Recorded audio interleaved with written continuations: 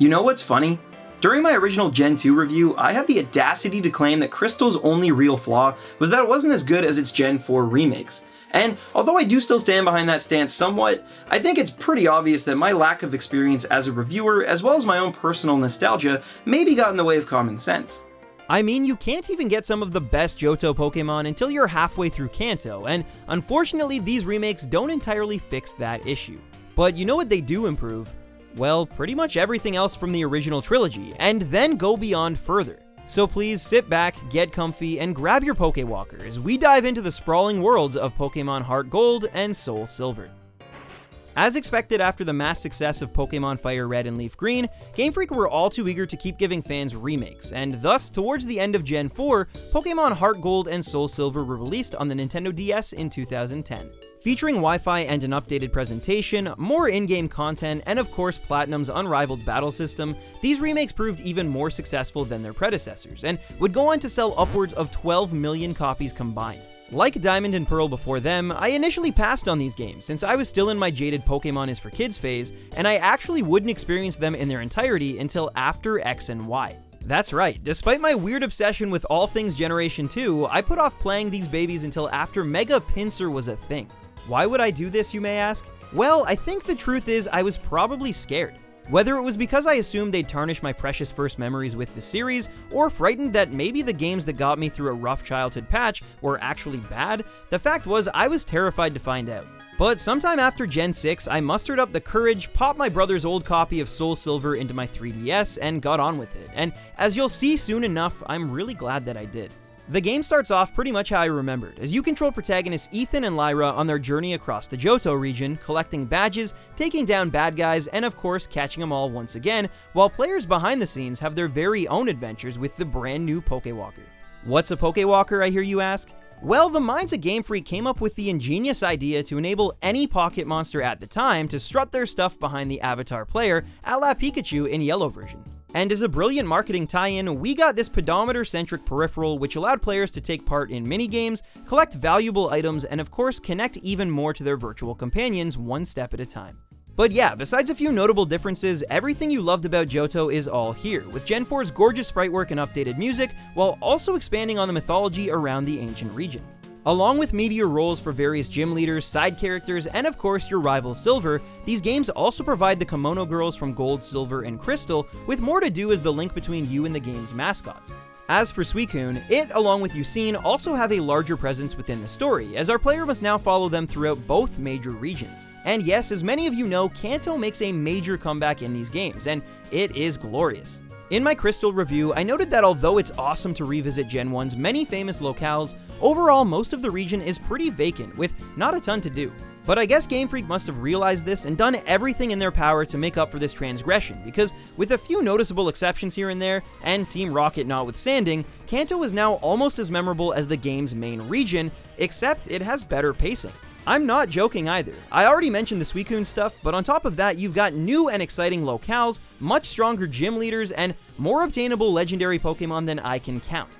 We're talking all 3 legendary birds, Latios and Latias, the Gen 3 mascot legendaries, and to top it all off, Mewtwo is back in Cerulean Cave waiting to be challenged because why not?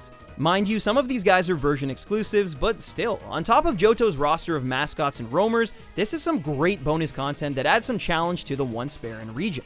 Although I always found Zapdos' nest hilarious. Unlike the other 2 birds, it just sits there so awkwardly out of place.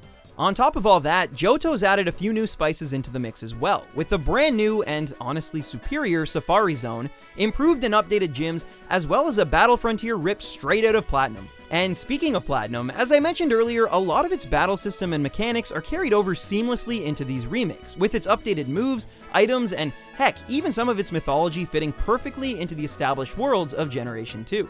They also fixed one of my biggest gripes in the original trilogy by giving the top Team Rocket admins their own codenames, which I imagine was heavily influenced by Team Galactic's role in their respective games. Mind you, I don't know if it completely undoes the lack of identity the team still exudes without Giovanni as their leader, but it was certainly an attempt to do better, and you have to appreciate that.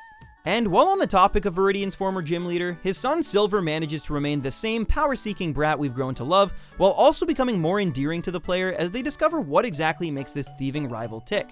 The two standouts are of course how in these games he eventually cares enough for his Pokemon that his Golbat evolves into a Crobat, as well as the heartbreaking cutscene he shares with his father. And it's here that I'm finally going to dish out some criticism to these otherwise applauded games. In my opinion, the time-traveling cutscene that shows the fate of Giovanni should have never been relegated to event only. There is so much character, so much emotion, and so much power in the scene between Silver and his father that it's almost unforgivable that 99% of players will never truly understand why Silver idolizes power the way he does, and it makes his transformation into a loving trainer all the more impactful in hindsight. I understand that this event was created as a promotion for the new Celebi film at the time, and that it's only even possible because of the mythical Forest Guardian, but of all of the blocked content, this is the only one I will ever complain about, because it's one of the most poignant exchanges in the entire franchise, and it's a shame it was relegated to a marketing stunt.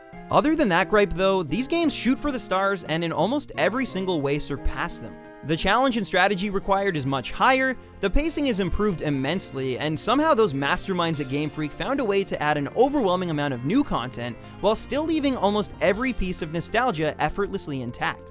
These remakes look better, they sound better, and they know exactly when to experiment and throw in the perfect amount of fan service, and for doing all of that and going even beyond, Pokemon Heart Gold and Soul Silver aren't just the best Pokemon remakes so far, but quite possibly the best remakes ever made. And so I guess in the end, the only thing I should have been afraid of was how many hours of fun I'd have with these wonderfully charming games.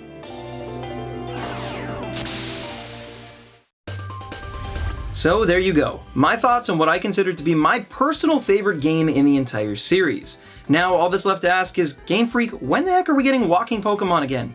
Seriously. Anyways, I know this one may have seemed a little short, and I'm sure I skipped over a few smaller tweaks and changes here and there, but overall these games are great, and their originals are great too, so I think it's worth experiencing both for yourself in order to see what the hype is all about. And with that, ladies and gentlemen, we've officially entered Pokemonth 2017. Of course, there's going to be lots of debate, discussion, and opinions as we take a look at some of the series' most notorious elements, and it's all going to culminate in my in-depth review of Pokemon Black and White, which are games I haven't played in more than 6 years.